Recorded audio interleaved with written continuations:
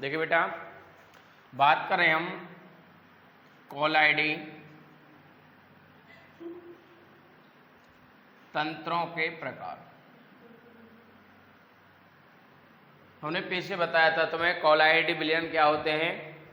ये विषमांग मिश्रण होते हैं, ठीक है, और ये किसी भी जंतु झिल्ली के द्वारा विसरित नहीं हो सकते हैं, उन्हें हम कोलाइड्स कहते हैं। और कोलाइडों के यदि प्रकार करें तो इसको दो प्रावस्थाएं होती हैं, यानी अवस्था के आधार पर इसकी डिवाइडेशन करें तो इसकी दो अवस्थाएं होती हैं या दो प्रावस्थाएं होती हैं।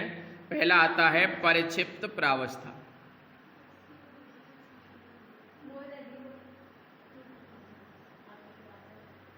बेटा हम कहते हैं कि यानी वे कण जो या वे पदार्थ जो कोलाइडी कणों का निर्माण करते हैं, जिनके द्वारा कोलाइडी कणों का निर्माण होता है, उससे हम क्या कहते हैं भाई। परिक्षिप्त प्रावस्था क्या है, इसमें कोलाइडी जो कण होते हैं, कोलाइडी कणों का निर्माण करने वाले,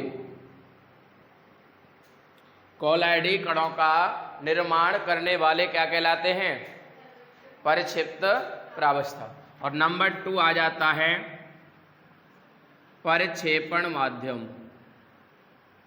परिक्षेपण माध्यम, परिक्षेपण माध्यम क्या है, वह विलायक माध्यम, वह विलायक माध्यम जिसमें जो हमारे कोलाइडी कण होते हैं वो वितरित रहते हैं या वितरित हो जाते हैं, उन्हें हम क्या कहते हैं, परिक्षेपण माध्यम। यानी जो कोलाइडी कणों को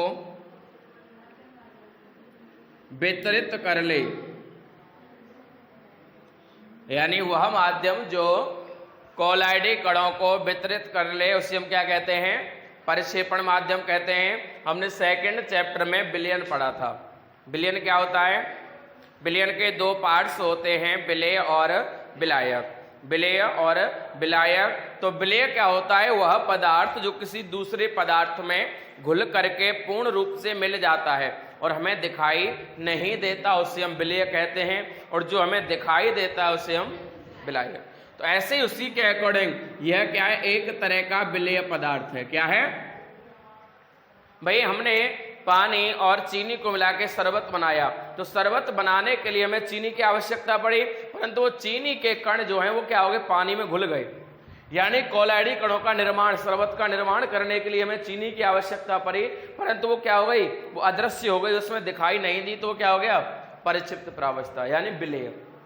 और ये क्या होता है, विलायक, जो हमें दिखाई देता है, जो हमें दिखाई देता है। यानी जो कण जो होते हैं, विलेय के कण होते हैं, उन कणों को अपने अंदर वितरित कर लेता है, उस पदार्थ को क्या कहते हैं हम, परिक्षेपण माध्यम। एक सिंपल भाषा में कहें तो परिक्षिप्त प्रावस्था क्या एक तरह का विलेय है और परिक्षेपण माध्यम क्या एक तरह का विलायक है। और ये दोनों क्या होते हैं, कोलाइडी विलयन के या कोलाइडी तंत्र के प्रकार कहलाते हैं। देखिए अगला टॉपिक है हमारा इन दोनों अवस्थाओं यानी परिक्षिप्त प्रावस्था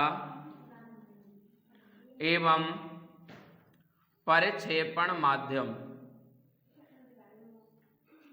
माध्यम के प्रति बंधुता के आधार पर वर्गीकरण। देखिए परिक्षिप्त प्रावस्था एवं परिक्षेपण माध्यम के प्रति बंधुता, बंधुता क्या होती है, एक दोस्ती यानी एक भाईचारा, उसके आधार पर इन दोनों का जो वर्गीकरण है वो दो प्रकार से किया गया है। एक तो होता है द्रव स्नेही, द्रव स्नेही कोलाइड। स्नेह का मतलब क्या होता है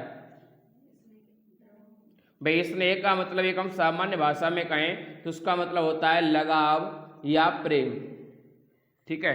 तो यानी ऐसे कोलाइड्स जो द्रव के प्रति स्नेह प्रदर्शित करते हैं, द्रव के प्रति लगाव प्रदर्शित करते हैं, उन्हें हम द्रव स्नेही कोलाइड्स कहते हैं। और नंबर 2 आता है द्रव विरोधी कोलाइड्स।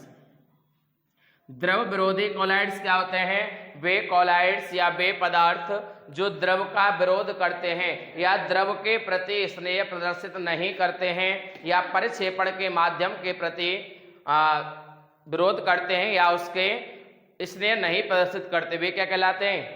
यानी वे पदार्थ जो परिक्षेपण माध्यम या द्रव के प्रति स्नेह प्रदर्शित करते हैं उन्हें हम द्रव स्नेही कहते हैं, और जो परिक्षेपण माध्यम या द्रव के प्रति स्नेह प्रदर्शित नहीं करते उन्हें द्रव विरोधी कॉलाइड्स कहते हैं।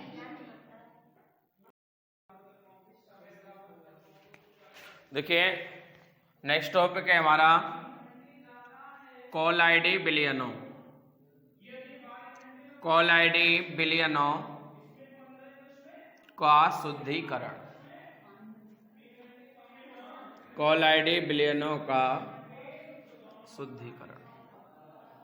देखिए कॉलाइडी विलयनों के शुद्धिकरण की कई विधियां यहाँ दी गई हैं, जिनमें एक विधि है हमारी नंबर 1 डाल लें तो अपोहन। अपोहन क्या है? अपोहन है पानी के द्वारा किसी अशुद्ध कॉलाइड को शुद्ध करना, और उसमें कौन सी? वैद्युत अपघट्य अशुद्धियों को शुद्ध करना। इस विधि में क्या करते हैं, एक जल से भरा हुआ पात्र ले लेते हैं, जल से भरा एक पात्र, और पात्र में झिल्ली की एक थैली लटका देते हैं और थैली में अशुद्ध पदार्थ भर दिया जाता है, अशुद्ध सॉल भर दिया जाता है।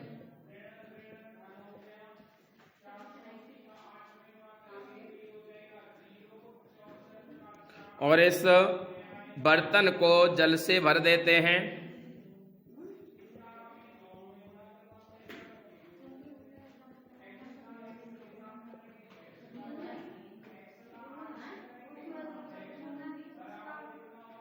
यहां से देखिए इसमें जल अंदर डाला जाता है और यहां से एक्स्ट्रा जल बाहर निकलता रहता है। जब यहां से जल का प्रवाह होता है तो क्या होता है, इसमें जो वैद्युत अपघट्य अशुद्धियां होती हैं वो इस झिल्ली से बाहर निकल आती हैं और जल के साथ बह जाती हैं और शुद्ध पदार्थ झिल्ली में बस जाता है। कौन सा पदार्थ? कॉलाइडी पदार्थ। ठीक है, इस विधि को क्या कहते हैं हम? अपोहन विधि कहते हैं।